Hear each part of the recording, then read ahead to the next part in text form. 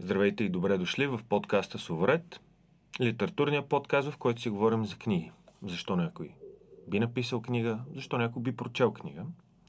Днес наш гост е доктор Юлиан Караджов, български химик и биолог, член на екипа на Центъра за изследване на демокрацията, участвал в първото изследване на пазара на наркотици в България и също така автор на две от най-четените и най-интересните книги по тази тема в България, които са направо учебници. Наркотиците, почти всичко за тях и канабис, наука и политика. Благодаря ви, доктор Караджов, че сте тук. И аз на вас. Нека си поговорим за наркотиците. Защо хората вземат наркотици? По най-различни причини. За да се събудят, за да изключат от реалността, която ги побърква, или по същата причина, по която малките деца се люлеят на люлка, така с много голяма амплитуда, за да усетят нещо, което преди това не са усещали. Животните също вземат наркотици. Така че може да се каже, че това стремеже към промяна на психическото състояние, дори на такова примитивно животинско ниво, има. Сега, разликата между хората и животните обаче, че наркотиците винаги са в някакъв културен контекст. Обикновено, когато някоя нова дрога пристигне в една култура, тя създава най-много проблеми. След това културата постепенно започва да опитомява и най-малко повечето хора, не всички, но повечето, се умяват да се включат в някакви такива по-контролирани начини на употреба. Като всичко, което съм чел за да пиша тези книги, съм попадал на невероятни случаи. Примерно в Тайланд имате два народа, два етноса различни. Там всички гледат опиум, но едните пушат опиум само когато са болни или по случай някакви големи празници. Зависимите са буквално 1-2% и това са обикновено стати с много тежки болести, т.е. не може да кажеш, те болката ли си лекуват или са зависими, по-скоро първото. И съседния народ, който пуши опиум, да кажем така, колкото може да понесе, вследствие на което вторите работят като ратаи при първите. И първите, тези, които са вкарали много ясни културни норми къде, колко и за кого може, водят децата си в селата на онези там ратаите, за да им ги покажат. Ето вижте хората, които се оливат, какво става с тях, как живеят и как живеем ние. Сравнете как искате да живеете. Добре. Има много видове наркотици, те имат много различни въздействия, но така, ние знаем, че много хора, които са употребяли наркотици, са писали книги. Но има ли наркотици, които ни помагат с четенето или по-скоро всички ни пречат? Любим случай. Преподавам там в университета и обяснявам как човекът се напуша с канабис, му се изключва кратковременната памет и една моя студентка ми казва, не, аз като се напуша, ставам абсолютно гениална и така нататък. Викам, добре, следващия път, като се напушиш, вземаш една книжка, отваряш я, така фащаш едно малко по-дълго изречение, 2 реда, да речем, и ако на средата на изречението сетиш за началото му, още преди края, ела да ми се обадиш. И тя на следващата лекция дойде и каза, вярно, не става. Не става, просто не можеш да учиш на канабис. Можеш да учиш на стимуланти. Половината български лекари са завършили на амфетамини, поне от моето поколение. Когато това все пак е било нещо, което се продава по това аптеките. Това се продаваш в аптеките и рецепта можеше да се намери. Но това, което винаги съм повтарял, всичко е много индивидуално.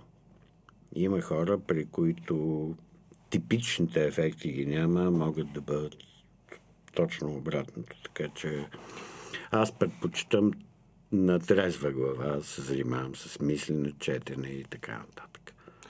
Добре, всички наркотични вещества всъщност в своята класификация, те са аналгетици, те притъпяват болката. Не, той термина е малко такъв, термина е юридически наркотици. Тоест, това са едни неща в един списък.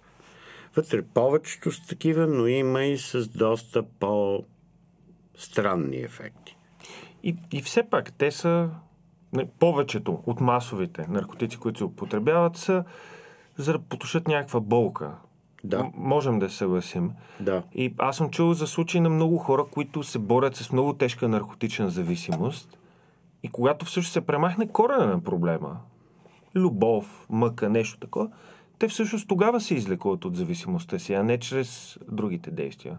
Можете ли да се съгласите, че това е по-масовия случай? Аз познавам хора, които са продрусвали буквално пред мен. Говоря за тежки неща. Хора, които преди това още съм усещал, че си имат си някаква мъка на душата. Значи не става така, всичко ти е наред в живота и ти изведнъж да го зарежеш и да го удариш на тежка употреба. Не се случват такива неща. Наркотици са по-скоро симптом на някакъв проблем, който имат хората. И затова напоследък се появи един такъв термин, че това са преместени хора. Преместени понякога в буквалния смисъл, но понякога в преносния смисъл. Просто живота им не е това, което им трябва на тях. И те се опитват по някакъв начин да заглушат болката. Дори ако вземат, примерно, смъркат кокаин, от който ставаш възбуден и така нататък, но да, той те вкарва в някакъв друг свят, може да е виртуален, но не е този свят, който е около теб и който някак не ти пасва. Така че ти човек ще го измъкнеш от наркотиците, но то остава в същата ситуация, в която е бил преди това и или ще се върне към тях, или ще поеме към някаква друга зависимост. Вашата книга за наркотиците, тя е настолна книга за много хора, които имат някакъв досег, включително хора от МВР. Тя е позната на повечето от висшия ешелон. Смятате ли, че България води адекватна политика по превенция на тежките проблеми с наркотиците? Не, нашата политика е малко съветска. Направо го казвам. Тя си е този тертип, нали, да го забраниш и като го забраниш, какво? Ти изтърваш контрола върху нещата при една тотална забрана. Защото ние имаме такива безумни парадокси в закона. Теоретически, де юре. Ако, примерно, аз имам тежка зависимост хероинова, отида при лекар, очевидно, че съм нарушавал член 354 многократно, за да стигна до тази зависимост. И лекарът теоретически е дължен първо да се обади в полиция. Това, че лекарите не го правят, слава Богу, нали? Но самия факт, че никой не се е замислил за тази работа. И то наистина е така, защото когато стана дума по едно време за какво ще правим с пациенти, които потискат симптомите си с канабис, идеята беше не, те не могат да отидат при лекари да му го кажат. Нямат право, защото лекар не може да лекува престъпници. И викам, чакайте сега, тогава зарязваме сериозно зависимите от хероин ли?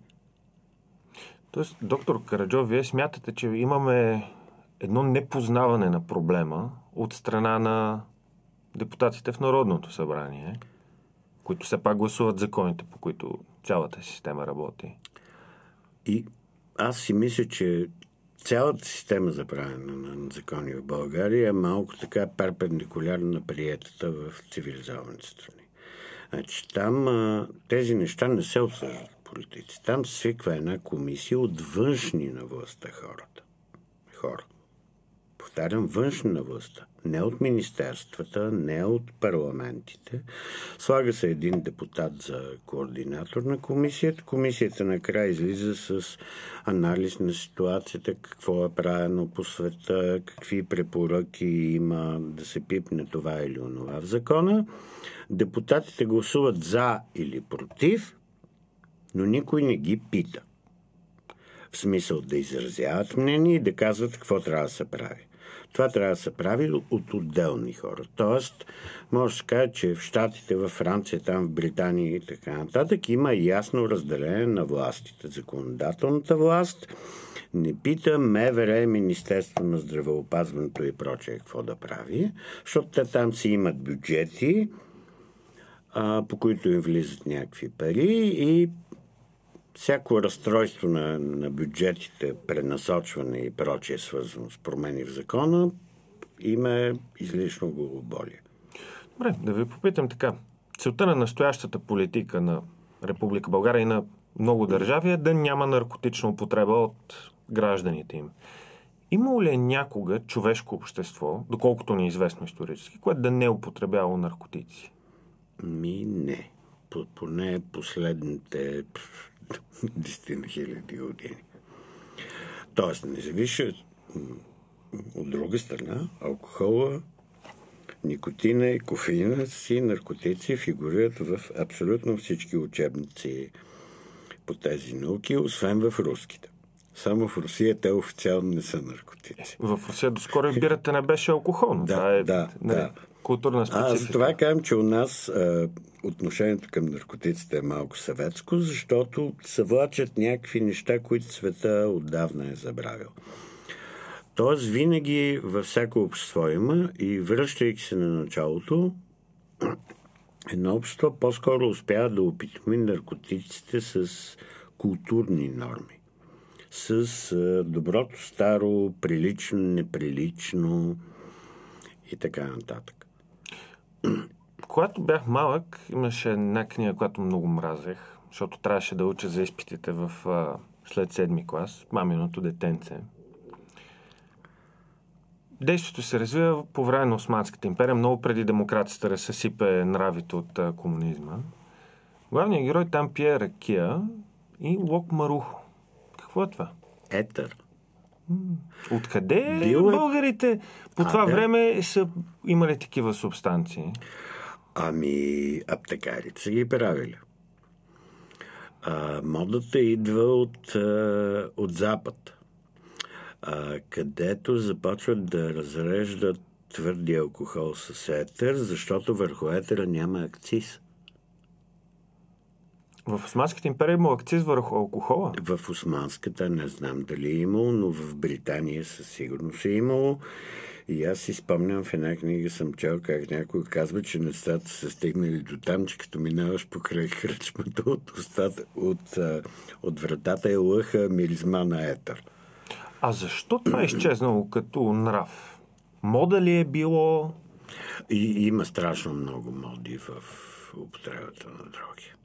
Защото има някакви вълни. Сега това е модерно, после... Да, защото примерно от няколко години човек се разхожда в парка и вижда едни малки железца, райски газ, младите сега ще се сипат. Факт, има хора, които си докарат много тежки проблеми на нервната система заради прекомерна употреба. Абсолютно. Но на мене това ми се струва като мода, която след 2-3 години ще бъде заместено от нещо друго.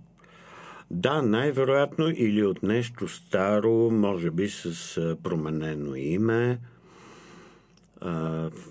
Редуват се по този начин и много лесно е властта да каже, ето виждате ли, ние намалихме употребата на еди. Какво се то просто моята му е минало и в момента излиза нещо друго. Един от основните износи на България в Османската империя, вътре в империята, е бил конопа. И опиум. Как така? Там са били на власт как да кажа, едни строги мюсюлмански закони, това са неща, които противоречат на Корана. Как така? След като султана е трябвало да забрани пушенето на трева в османската армия по време на руско-турската война, защото армията е била перманентно напушена, очевидно, че е имало. Но това ми звучи много като американските войници във Виетнам, които масово са пушили марихуана, употребявали с хероин. И момента, в който се махнат от ада, който е Виетнам, като се върнат в САЩ, те... Да, това е абсолютно добре описан случай. Тоест, хората ги поставяш някакви непоносими за психиката условия. Те са непрекъснато изнервени по стрес. Те се опитват да изключат от тая реалност наоколо.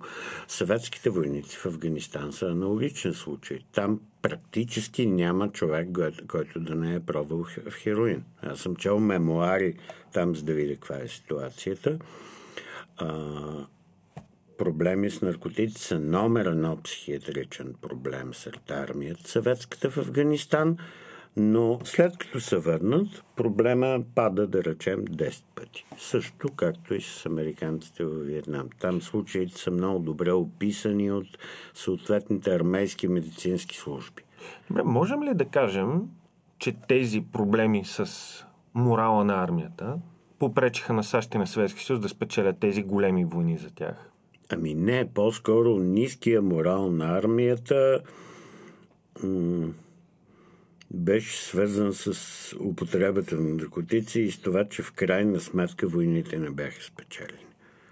Някак нещата са много заедно върват. Защото човек, ако погледне, Съединените щати в момента са почти пръв приятел на Виетнам. В добри отношения са, даже така, също Китай понякога са заедно. Той талибаните са приятели с Москва в момента. Ситуационно. Не. Виетнам е... Истината е, че Виетнам чисто геополитически, за него винаги Китай е бил от една страна някакъв донор там на цивилизация, писменост и прочее. Китай е за тях малко като Византия за нас. Тоест, да, това е културен център, но ние не сме китайци. Добре, наркотиците, може ли да има човешка цивилизация без наркотици, без шаманите, без всичките тези ритуали? Не мисля. Просто човешката цивилизация започва с това. Тя започва с Гьобекли Тепе, което е култова сграда. Очевидно, че е била свързана с някакви ритуали, с някакви вярвания и така нататък. Човек, като отиде в Америка, американските цивилизации също започват не с напоителни системи, а с някакви огромни култови съоръжения. Можете ли да кажете, че вие сте привърженик на теорията за надрусаната маймуна? Една модерна теория, която твърди, че... Не, бих могъл да кажа, че ние сме тази маймуна, която дори в друсането успяла да намери някакъв смисъл. За разлика от... Има много голяма разлика. Животните просто... Примерно, в момента в Австралия на Тасмания се гледа опиумен мак за медицински нужди. Кенгурутата отиват, като озрее, пасат. Там плачат, защото е много горчив, но се надрусват. За тях този опиум е малко като стимулант. Скачат радостни наоколо. Когато фермерите приберат реколтата, те тъжно си изкарват една абстиненция, страдат и чакат до година следващата реколта. Тоест при животното всичко е някак много механично. Докато в човешките общества, пак казах, имало е ритуали. Даже в България, ако погледнем нещо толкова простичко, като не можеш да пушиш пред бременни жени, трябва да излезеш навън. Не можеш да пиеш от сутринта. Тоест, не, че някои хора не го правят, но културата го отрича. Има си време, място и начин, по който порядъчните хора пият. Точно това опитомяване, което се случва с всички наркотици. Това може да направи културата. Аз имам една много хубава семейна история. Преди години си говоря с баба ми, която е от Батановци. И тя ми каза, ето тук младежите пушат наркотици. Много потресена. Нали, какви неща правят младите. Спитам, добре, баба, ти канабис? Не, никога. А гръсти? Гръсти на Коледа, едно от яденетата на бъдни вечер са гръсти. Другото, вари се с масло и това е, ако имаш синини, то е лек. Той се ползва лечебно и ритуално на бъдни вечер гръсти. Обаче в момент това някак се е поизчезнало като традиция. В България това става с урбанизацията. Тоест по селата всичко това е известно. И медицинската и ритуалната употреба на конопа, но 60-70 години масово преселваш населението в града, където има кръчми, и гръстито става нещо селско. Не готино. Да. След това започват ти обясняват за някаква марихуана, която идва от прогнилия запад. Неизвестно защо от Америка, тъй като растението си е тук от Евразия. И ти започваш... Думата е сменена. Не го осъзнаваш като същото. Така че в България има едно много рязко прекъсване на традицията, но в Чехия, например, го няма. Един приятел мой, американец, женил за чехиня, много отдавна живее там, ми прати снимка селски дворчета с по 2 храста коноп. До маглиноза, до лука. Да, за какво? За лекарство. Казва, цялото село са адски консервативни, гласуват винаги за най-дясната партия, ходят редовно на църква. Имат оръжия. Да, и така нататък. И като им кажеш, ама това не е ли онова, така, мани ги тия комунистически прости, те комунистите го измислиха, че било вредно.